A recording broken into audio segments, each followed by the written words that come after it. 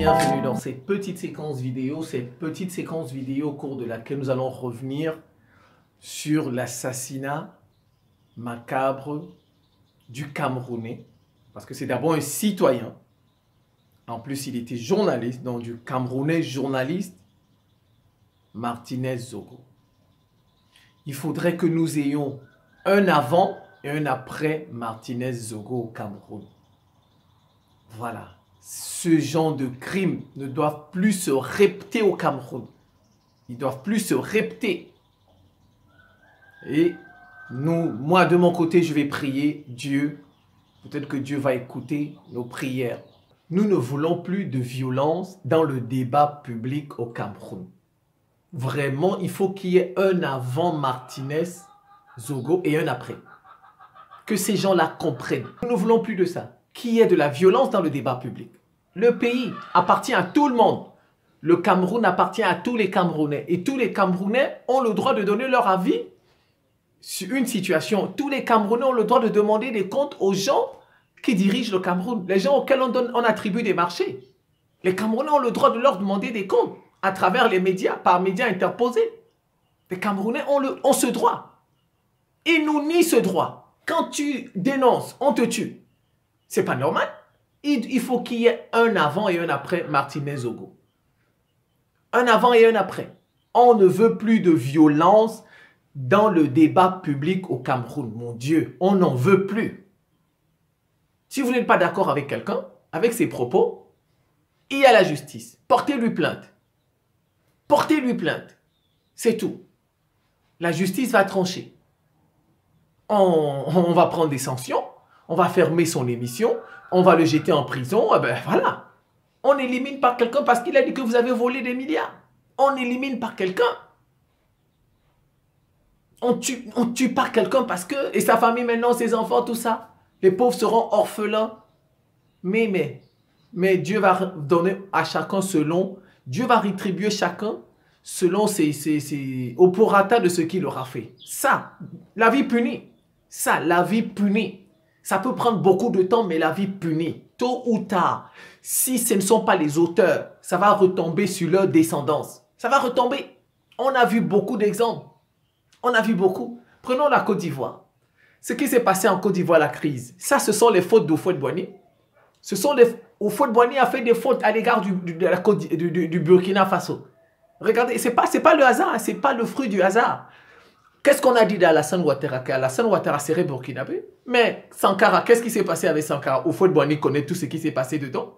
Houphouët-Boigny sait tout ce qui s'est passé avec la mort de Sankara. Houphouët-Boigny est au courant. Il est au courant. Il est même certainement... Il est au courant, Houphouët-Boigny. Et regardez, ironie du sort, c'est quelqu'un dont on dit qu'il est burkinabé qui est venu et regardez tout ce que ça a donné en Côte d'Ivoire après. Vous avez vu la crise ivoirienne? Tout se paye ici-bas. Tout se paye ici-bas. Si les auteurs, ça ne tombe pas sur leur tête, ça va retomber sur la tête de leurs enfants.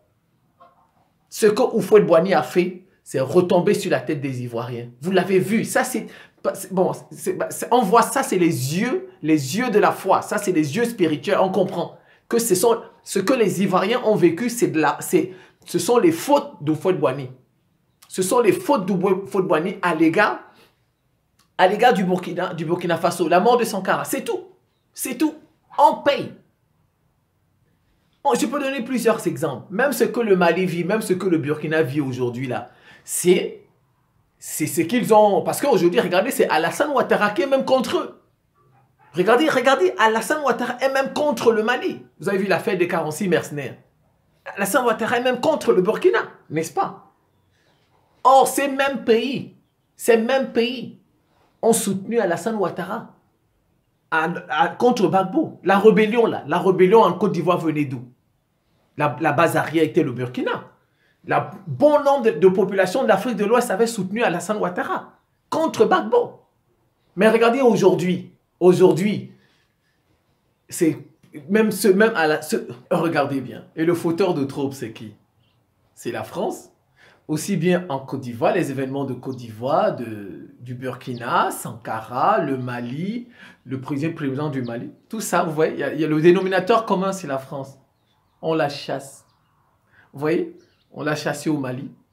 On est en train de la chasser au Burkina. On va la chasser en Côte d'Ivoire. On paye. On paye tout. On paye. Qui qu'on soit, peu importe l'État, il va payer. La France a déjà été chassée au Mali. Elle paye tout le mal qu'elle a fait.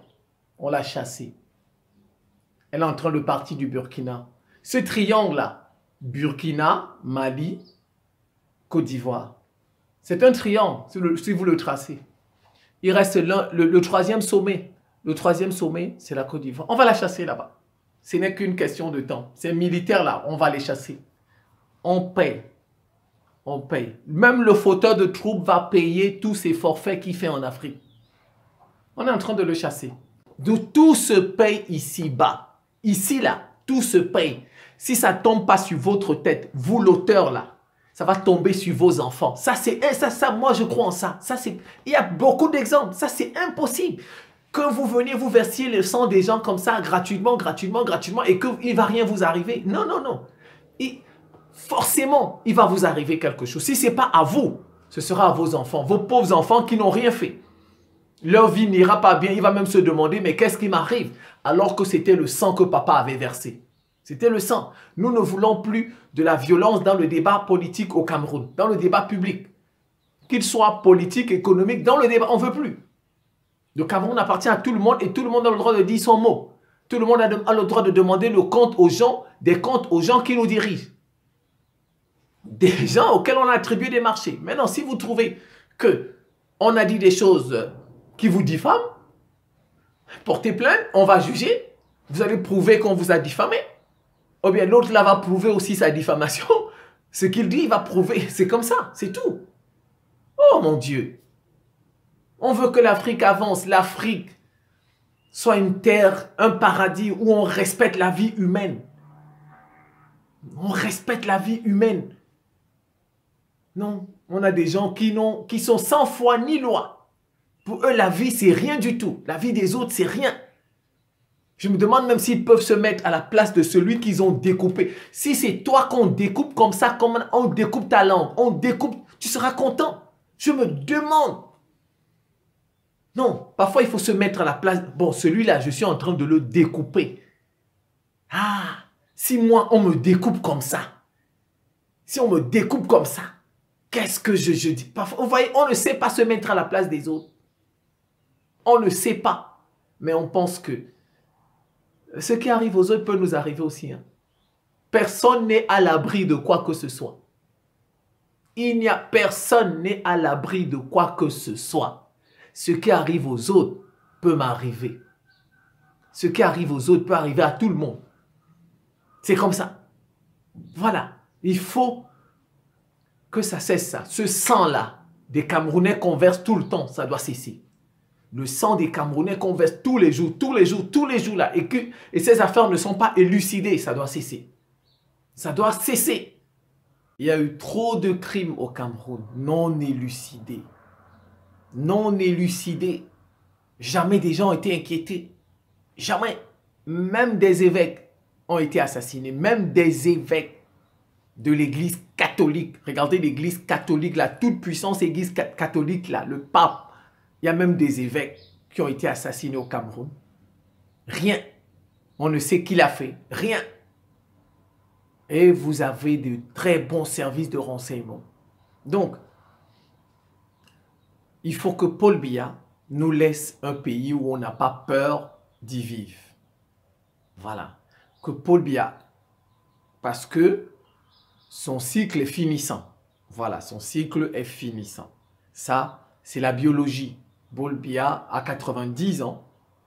Il ne peut plus faire 40 ans. Il a déjà fait 40 ans. Sauf s'il est un surhomme. Voilà, sauf s'il est un surhomme. Il a une bénédiction spéciale. Donc, son cycle est finissant. Et je pense qu'il y a des clubs, il y a des clans qui luttent pour la succession. C'est pourquoi ça a donné des... Donc, il y a des clans qui se font la guerre. Par journalistes interposés, par médias interposés. Il y a des clans qui se font la guerre, mais en vue de la succession. Donc, il faut que Paul Biya mette un terme à tout ça. Et qu'il nous laisse un pays où on n'a pas peur d'y vivre. Un pays où les citoyens n'ont pas peur de s'exprimer librement. La liberté d'expression. Voilà. Où les journalistes n'ont pas peur de s'exprimer. La liberté de la presse. Voilà.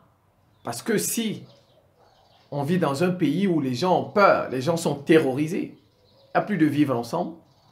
Maintenant, les clans, les groupes vont se réunir, ils vont se dire, chaque région va dire, non, on ne peut plus vivre dans un tel pays, on va s'armer et chacun va prendre sa partie. Voilà. Nous, on veut le vivre ensemble. On ne veut plus que les pays africains soient divisés.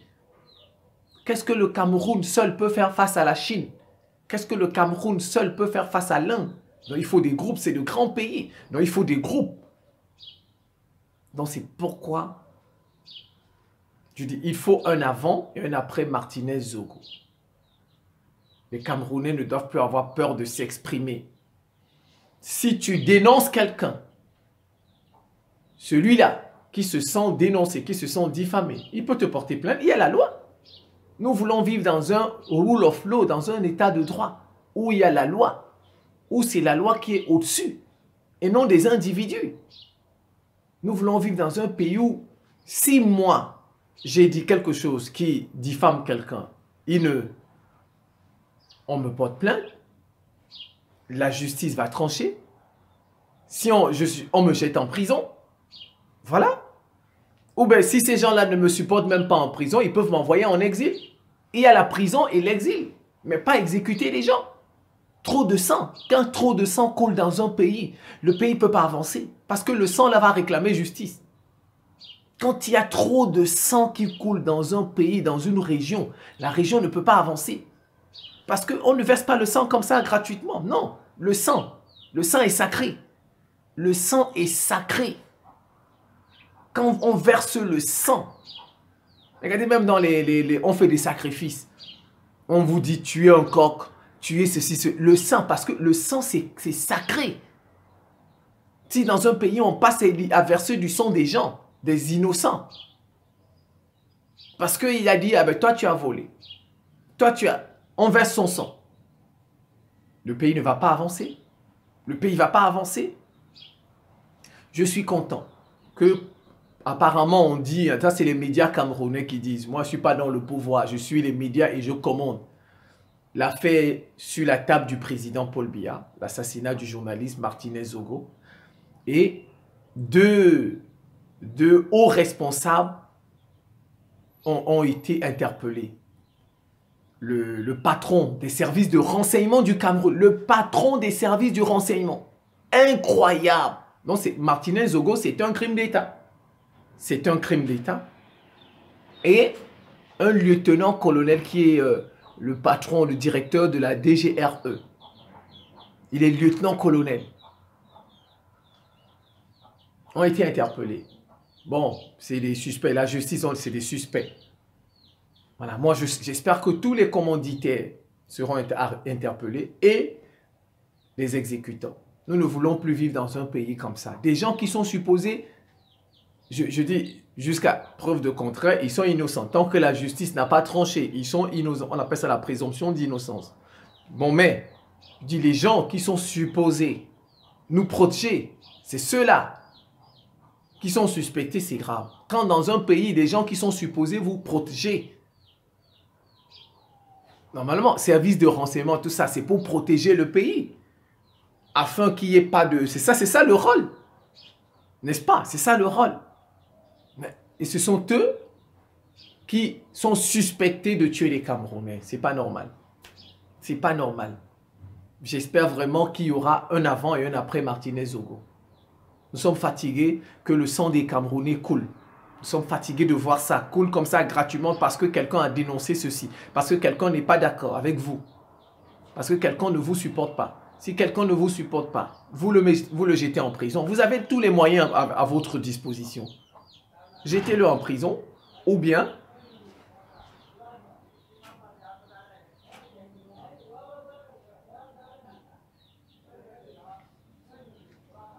jetez-le en prison ou bien envoyez-le en exil.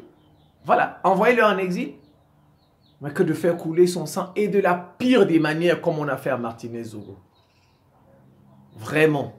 Oh mon Dieu, je te prie pour qu'on n'ait plus à revivre. Regarde, même tes serviteurs ont été assassinés. Des évêques. Qu'on n'ait plus à revivre ces événements. Nous voulons un pays apaisé.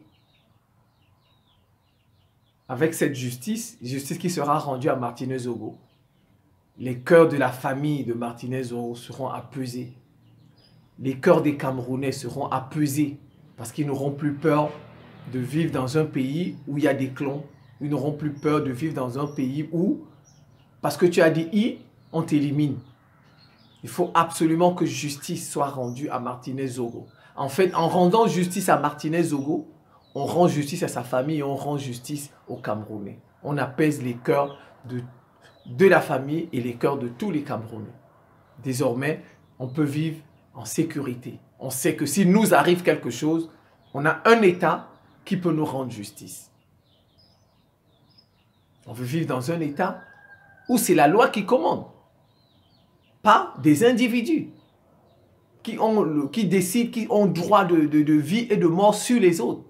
On ne veut pas vivre dans un État comme ça. Que Paul Biya nous laisse un État apaisé. Un État où les individus n'ont pas peur de s'exprimer. Voilà. Il y a la justice, il y a la loi.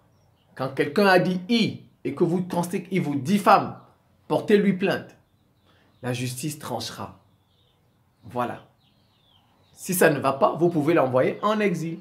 Ils auraient pu jeter Martinez Zogo en prison. Ils auraient pu le jeter en prison.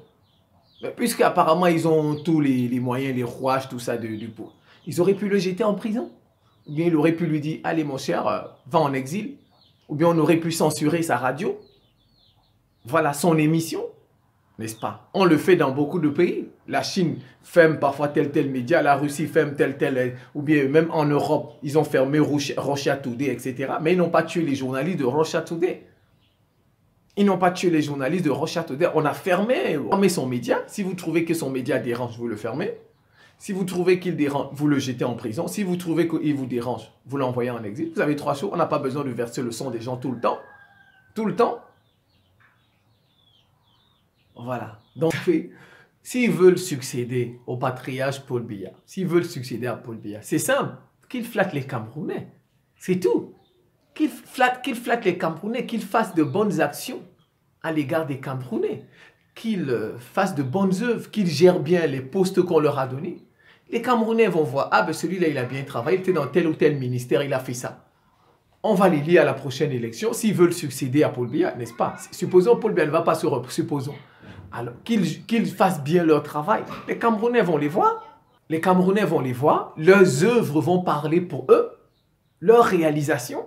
C'est comme ça qu'on fait avec un peuple quand on veut gérer, quand on veut gouverner. Quand vous voulez gouverner un peuple, flattez-le, travaillez pour lui, mettez-vous à son service. Ça, c'est comme ça. C'est ce qu'on voit dans tous les autres pays, n'est-ce pas? Tu travailles pour faire avancer ce pays.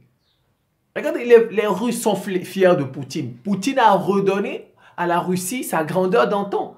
Les Russes sont fiers de... Ça veut dire que le mec a travaillé pour son pays. Regardez les États-Unis, tout ça. Regardez le Japon, regardez... C'est ça. Quand tu veux diriger un peuple, serre-le, ne te serre pas. Fais de bonnes réalisations, faites de bonnes actions. Ce peuple-là, voilà, c'est... Mais vous n'allez pas chercher à diriger un peuple en le liquidant. En liquidant ces différents individus qui se posent des questions, qui disent que, qui demandent juste rendez-nous des comptes. Il y a eu tel projet, tel, rendez-nous des comptes. On a dit qu'il y avait tel milliard. Dites-nous ce que vous avez fait avec tout cet argent. Quelqu'un qui demande seulement de tel compte, on le tue. Est-ce qu'on peut gérer des gens en les tuant? Parce que quelqu'un a osé vous demander des comptes et a cité vos noms. A dit c'est tel, dites-nous tel projet, tel projet. Vous avez eu ça comment? Voilà, si vous ne voulez pas, vous fermez votre bouche. Si vous n'avez rien à vous reprocher, fermez votre bouche, laissez-le parler, il va se taire. Donc, que Dieu Tout-Puissant rende justice à Martinez Zogo et au-delà aux Camerounais. Voilà, que Jésus, parce qu'il y a des Camerounais chrétiens, que le prophète Mohammed, parce qu'il y a des Camerounais musulmans, que les archanges, les anges, les saints et les saintes, que les ancêtres, les bons ancêtres africains, parce qu'il y a des Camerounais traditionnalistes, dont les bons ancêtres camerounais, et que le sang des martyrs camerounais qu'on verse depuis la nuit des temps apaise le Cameroun, afin que les Camerounais vivent dans un pays où ils n'ont pas peur. Voilà, que je vais sortir de chez moi pour aller à mes occupations, je risque de ne pas rentrer le soir. Parce qu'il y a des individus qui estiment que ce que j'ai dit, pour eux, c'est pas normal. Donc, ils vont... Non, non, il faut que ça cesse ça. Voilà. Il faut qu'il y ait un avant et un après Martinez Zogo. Telle est ma prière. Amen. C'est la fin de cette petite séquence vidéo. Je vous remercie pour votre attention et à très bientôt.